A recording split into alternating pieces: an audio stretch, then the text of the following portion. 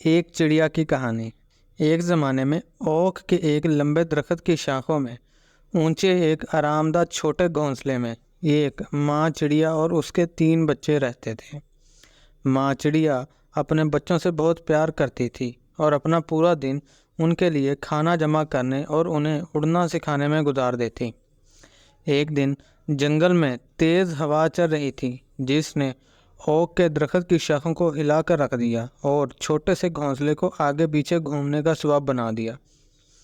ماں چڑیا کو ڈر تھا کہ اس کے بچے گھونسلے سے باہر گر جائیں گے، لہٰذا اس نے اپنے پروں کو وسیع کر دیا اور انہیں ہوا سے بچانے کے لیے اپنے جسم کا استعمال کیا۔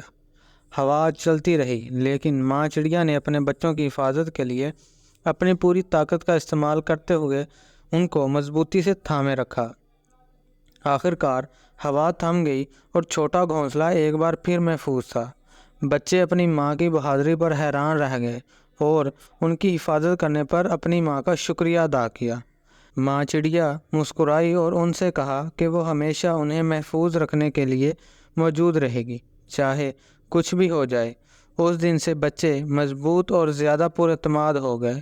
یہ جانتے ہوئے کہ ان کی ماں ہمیشہ ان کی حفاظت کے لیے موجود ہے، انہوں نے اڑنا سیکھا اور جلد ہی اپنے آس پاس کی دنیا کو تلاش کرنے اور گھونسلہ چھوڑ کر نئی دنیا کی تلاش میں نکل پڑے۔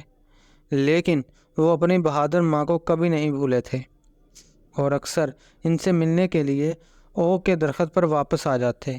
ماں چڑیا اپنے بچوں پر فخر کرتی تھی اور انہیں مضبوط اور آزاد پرندوں میں بڑے ہوتے ہوئے دیکھ کر خوش ہوتی، اور وہ جانتی تھی کہ چاہے وہ کہیں بھی جائیں وہ ہمیشہ اس سے محبت اور تحفظ کو یاد رکھیں گے جو اس نے ان کو دیا تھا۔